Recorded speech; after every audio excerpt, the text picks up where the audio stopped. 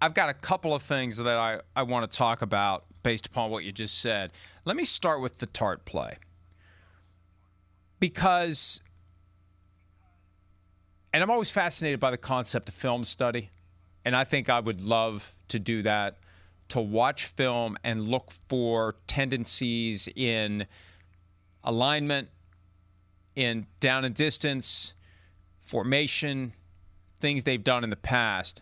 I'd love to know if there would have been any way to spot on the Chargers defensive film that when you're at the line of scrimmage and you're diagnosing the play ahead of time, is there something about that play, how the players were aligned, the down and distance, all the relevant factors? Do I see Tart doing something?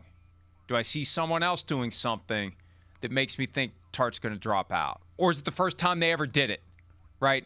Is it something they were just holding from Monday night, December 8th, and Tart's going to pop out for the first time? Like who won that game within the game?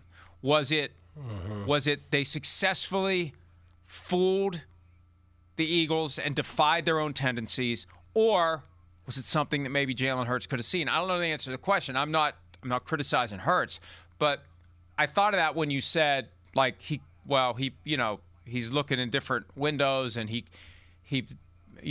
doesn't necessarily expect it. Well, if there was anything in the film study that may have given you a clue, that's the value of, and why they spend all the time watching film. That's why. Because if he had seen that, if he had known that was coming, he wouldn't have pulled the trigger on that throw.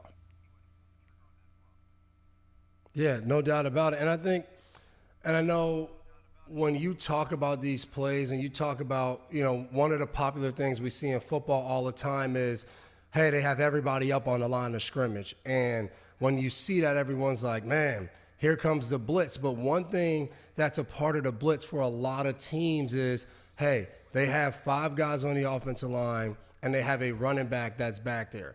If we send more than they can block, it doesn't really make sense for everyone to continue to rush. And that was the thing that I always was blown away by. When we were sitting in these meetings, you would know, hey, depending on where we put certain guys, do we have a guy that rushes more than another guy at the linebacker position? So when you look at the Chargers, maybe Henley rushes more than Perryman. So when you put all these guys on the line of scrimmage, you already know, hey, the offensive line is going to slide towards Henley. They're going to want, there's 4 defensive linemen and there's 5 offensive linemen. They're going to want the extra offensive lineman to pick up Henley. So therefore, Perryman would know, hey, I'm going to be free to the running back. So the extra DB who's rushing, when he comes in, he should be clean. He should be free to the quarterback. So when you have those type of plays, you tell one of the defensive linemen, hey, if you're a part of the slide and you get touched by an offensive lineman to be blocked, pop out. Hey, in some games you come in, you say, hey, we know they're going to do this.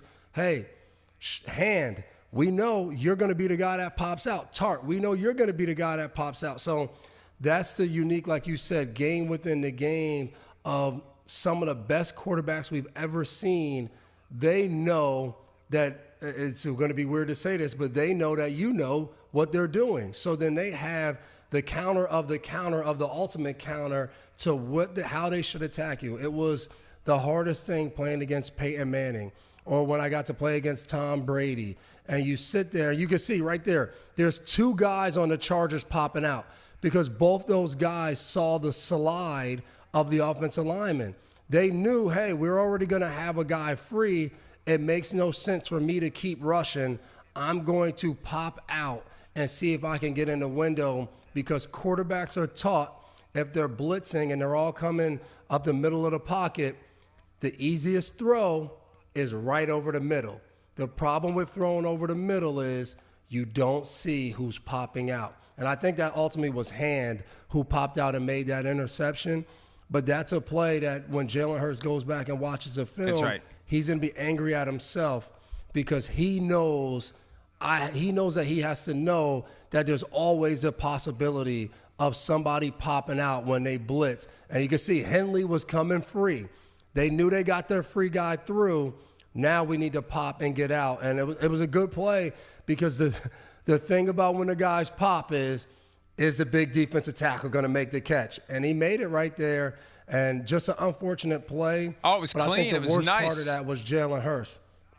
Yeah, Jalen Hurts, once the ball gets fumbled, you can't get the ball and turn around and not tuck the ball away or just fall with the ball. That, to me, was the play that you're like, man, we can't have that. He's too good of a football player to do that. You know, it's funny as you were explaining that dynamic of a guy being able to pop out because you've got numbers on your side and you know that the offensive lineman's already committed to block you and someone else is going to run right by him. This just gives you an idea how long the season is and that feeling of deja vu that can swing back around. And I had a chance to think about when you had provided that same analysis in the same circumstance, and it's excellent analysis, and it takes us all the way back to week 5. Jaguars, Chiefs. Devin Lloyd did the same thing. You remember that? He knew that, and I think it was the center. It may have been the center. It was an interior offensive lineman that had committed to him, so he said, screw it, and he popped out, and he made the interception. He went 99 yards the other way with it because he had neutralized his guy. There's all different ways to neutralize your guy, and one way is to get him to think you're coming, so he chooses to come to block you, and you don't go. And then that just gives you an extra defender. And I remember when I got to New England, we weren't doing that. When I first got there and we had our blitzes, when we called some type of blitz that had a weather, rain, snow, sleet, hail, that means we were sending more guys than they could pick up. So you had to know, hey, if they bring the tight end in and he blocks, I need to now add into the rush. And the key to that as a defender was I needed to add in right away. So when you added in, the guy who got blocked could pop because he knew you were running in and blitzing so fast that lineman couldn't block him and then turn around and also block you because you hesitated.